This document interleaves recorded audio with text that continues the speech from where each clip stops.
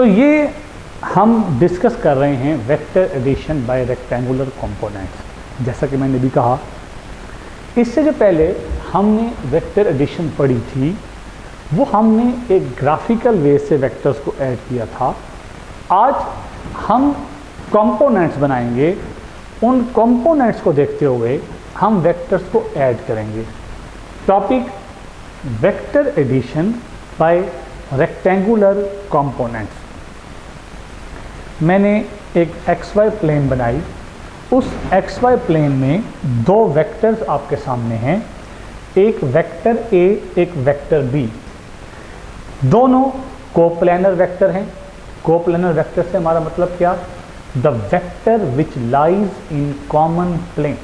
ऐसे तमाम वेक्टर जो एक ही प्लेन में लाई कर रहे होते हैं, एक ही प्लेन में लाई कर रहे होते हैं, उन तमाम वेक्टर्स को हम कोप्लेनर वेक्टर कहते हैं।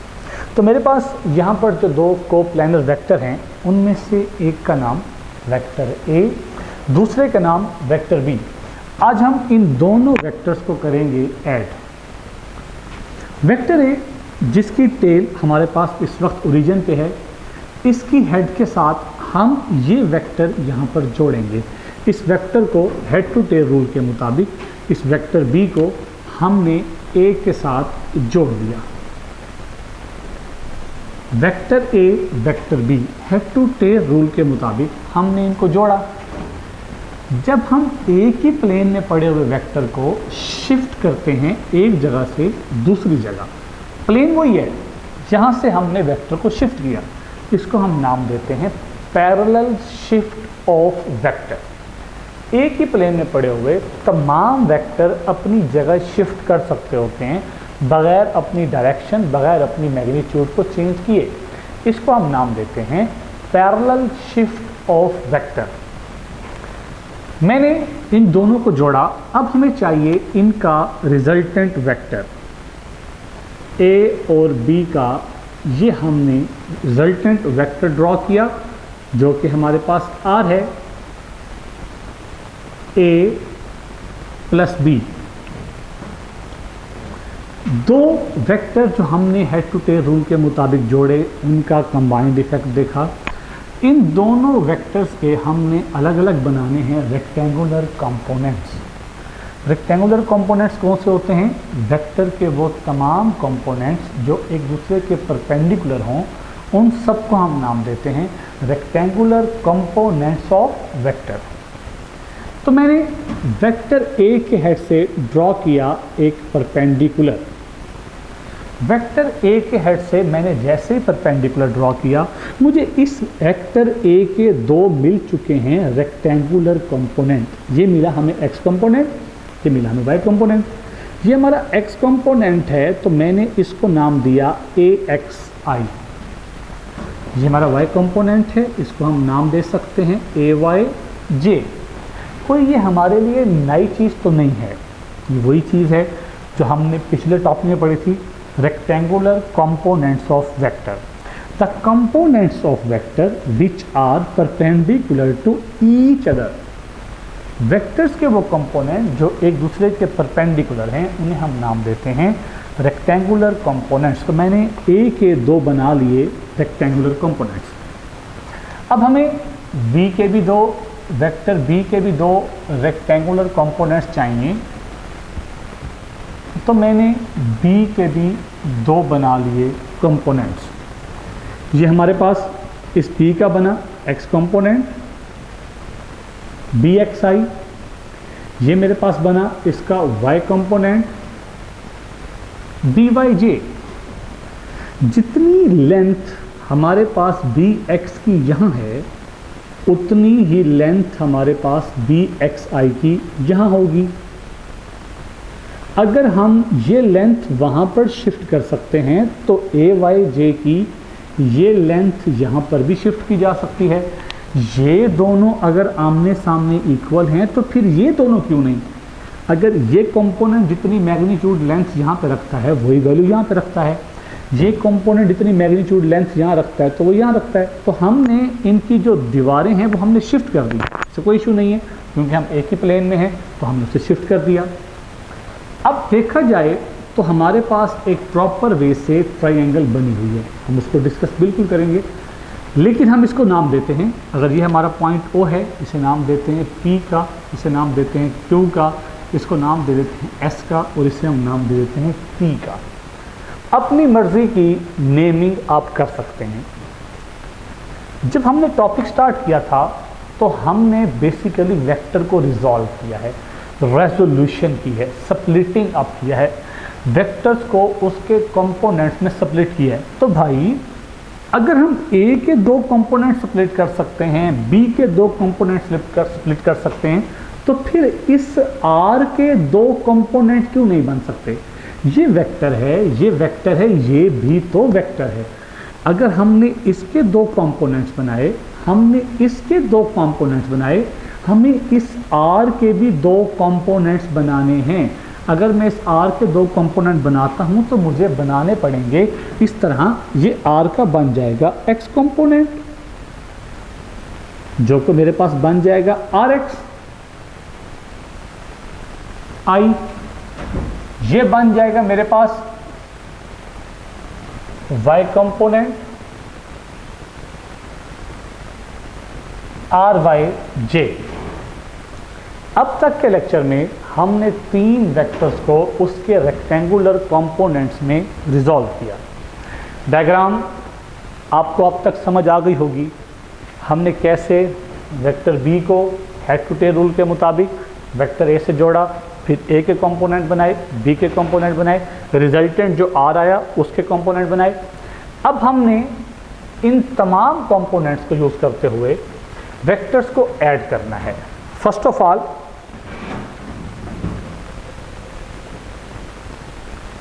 X components of vectors। तो यहां से हम बात करने लगे थे X कंपोनेंट ऑफ वेक्टर्स की। सबसे पहले डायग्राम से हमने जो वेक्टर को रिजॉल्व किया है, A को, B को, रिजल्टेंट को, इनके हमने निकालने हैं X कंपोनेंट्स। उसके लिए अगर मैं जाता हूं from O to Q, O to Q, O से T, T से Q, O से T या O से Q देखें तो हमारे पास है पूरी की पूरी लेंथ RXI। O से T AXI, T से Q BXI। इसको हम यूं लिख सकते हैं RXI AX plus BX into I। ये तो हमने निकाल लिया RX जो कंपोनेंट है उसको वेक्टर फॉर्म में।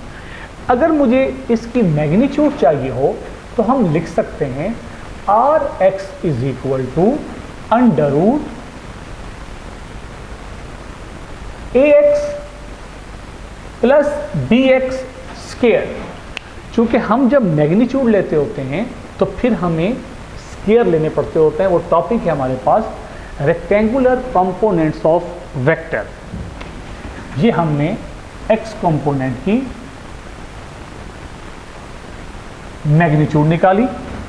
अब हमें जाना है Q से P, जो कि हमारे पास बनेगा Y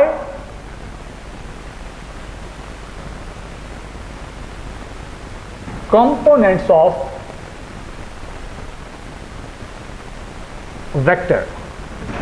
Q से P, Q से S, S से P, Q से P हमारे पास पूरी लेंथ RYJ, Q से S AYJ, S से P BYJ, जिसे हम वेक्टर फॉर्म में यूं भी लिख सकते हैं AY plus BY into unit vector J। हमें इसकी भी मैग्नीट्यूड चाहिए, वो क्या बनेगा RY under root AY plus BY square. हमने x कंपोनेंट भी निकाल लिया, y कंपोनेंट भी निकाल लिया।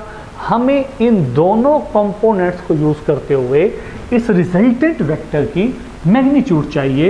रिजल्टेंट की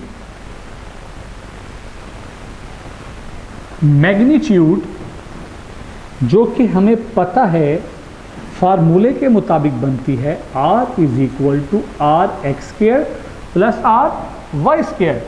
हमारे पास आर एक्स की वैल्यू भी है, आर वाई की वैल्यू भी है। आर एक्स हमारे पास क्या है जी, a x plus B x square plus a Y B y square. Resultant vector की हमारे पास ये आ गई मैग्नीट्यूड।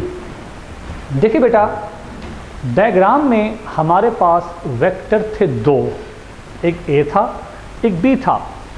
हमने उनको रिजॉल्व किया था, उनके रेक्टेंगुलर कंपोनेंट्स बनाए थे, उन कंपोनेंट्स को यूज़ करते हुए हमने उनके रिजल्टेंट निकाला। लेकिन यहाँ पर एक बात याद रहे, यहाँ जो हमने दो वेक्टर यूज़ किए थे वो दोनों कोप्लैनर थे, एक ही प्लेन में लाई कर रहे थे। इसका ये मतलब बिल्कुल नहीं कि एक प्लेन में सिर्फ दो वेक्टर्स के ऊपर ही हम ये रूल अप्लाई कर सकते हैं।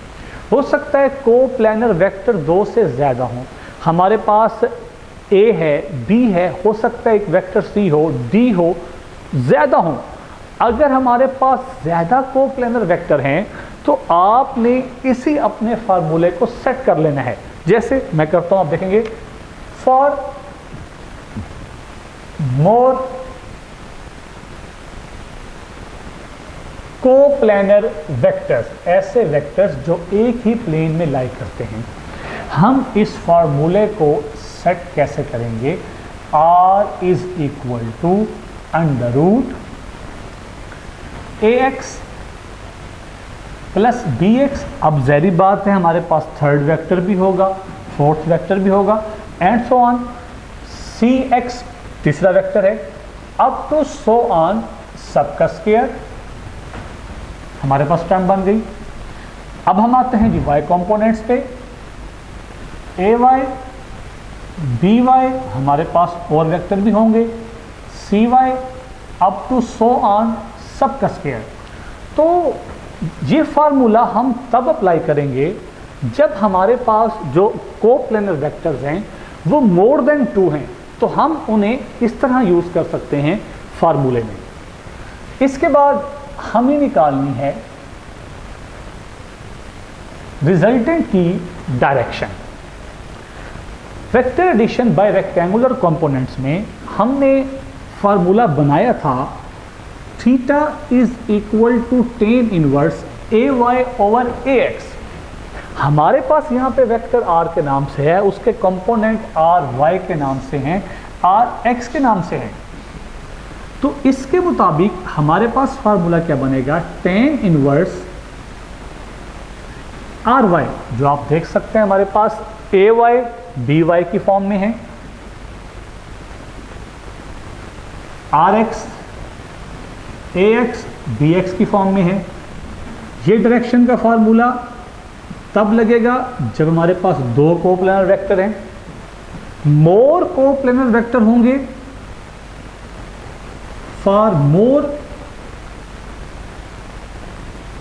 कोप्लैनर वेक्टर्स यही फार्मूला हमने सेट करना होता है।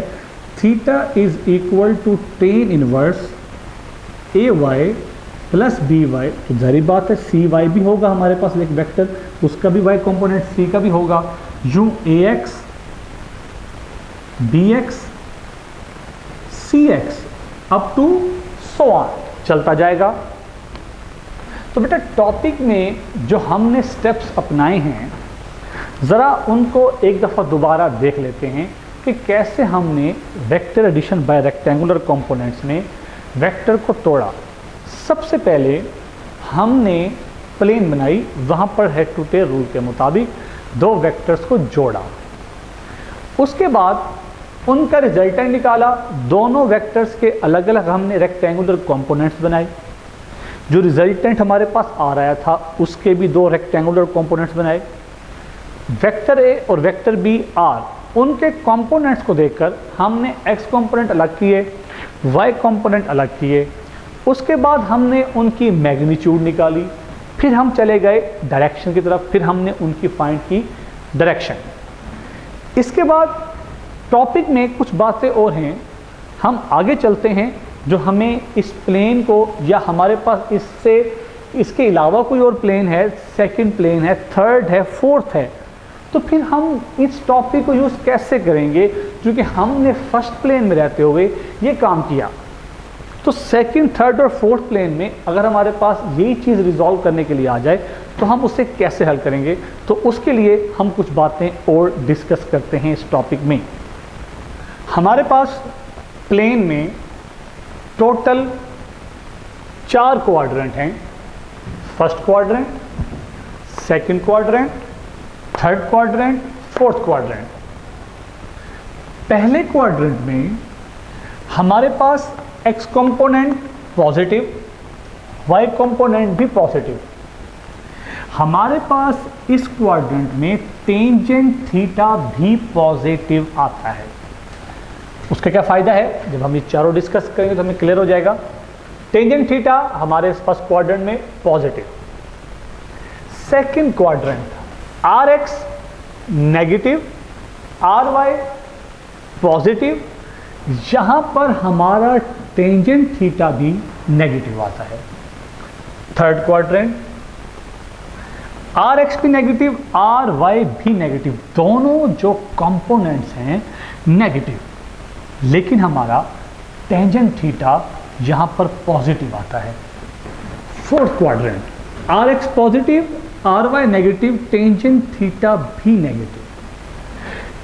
इसको याद रखने का बेहतरीन शॉर्टकट रख लें, वो दोनों क्वाड्रेंट जहां पे कंपोनेंट्स के साइन सेम हैं, जैसे फर्स्ट क्वाड्रेंट में दोनों पॉजिटिव, थर्ड में दोनों नेगेटिव, यहां पर हमारा टेंजेंट पॉजिटिव आएगा। जिन दो क्वाड्रेंट्स में हमारे जो कंपोनेंट्स हैं ये अपोजिट हैं, वहां पर हमारा टेंजेंट थीटा नेगेटिव। मैंने इन चारों क्वाड्रेंट्स को अलग अलग बना दिया ताकि हम इन एंगल्स को इजीली डिस्कस कर सकें। अगर कोई वेक्टर पहले क्वाड्रेंट में पड़ा हुआ है, फर्स्ट प्लेन में लाई कर रहा है, फर्स्ट XY प्लेन में लाई कर रहा है, वो जो x एक्सिस के साथ एंगल बनाएगा, हम थीटा भी उसे कहते हैं, फाई भी उसे कहते हैं, दोनों में कोई फर्क नहीं। पहले प्लेन में, फर्स्ट प्लेन में जो हमारे पास थीटा है हम उसे फाई कॉल करते हैं। अगर हम आ जाते हैं सेकंड प्लेन में, सेकंड प्लेन में हमारे पास एक वेक्टर है जो हमने ये ड्रॉ किया हुआ है। पॉजिटिव x एक्सिस के साथ हम इसका जो एंगल दे रहे हैं वो थीटा है। थीटा वो एंगल है जो इसने पॉजिटिव x एक्सिस के साथ बनाया हुआ है। नेगेटिव x एक्सिस के साथ ये जो जाविया बना रहा है, एंगल बना रहा है, वो तो फाई है। अगर हमें इसका एंगल जांचना है तो टोटल ये स्ट्रेट लाइन तो 180 डिग्री की है। ये स्ट्रेट लाइन हमारे पास 180 डिग्री की है और हम 180 से 5 टाइम पीछे हैं। 5 वो वैल्यू जिससे हम पीछे हैं। तो अगर हमें इसका एंगल बताना है तो हमने 180 से 5 का डिफरेंस लेना है, माइनस कर देना है कि हम इतने डिग्री पीछे थे। अगर हम जाते हैं अपने थर्ड क्वाड्रेंट में, थर्ड प्लेन में, जहां पर हमारे दोनों कंपोनेंट्स जो हैं वो नेगेटिव होते हैं, एक्स भी और वाई भी। यहां पर जो हमने वेक्टर ड्रॉ किया हुआ है, ये नेगेटिव एक्स एक्सिस के साथ जो एंगल बना रहा है वो फाई है।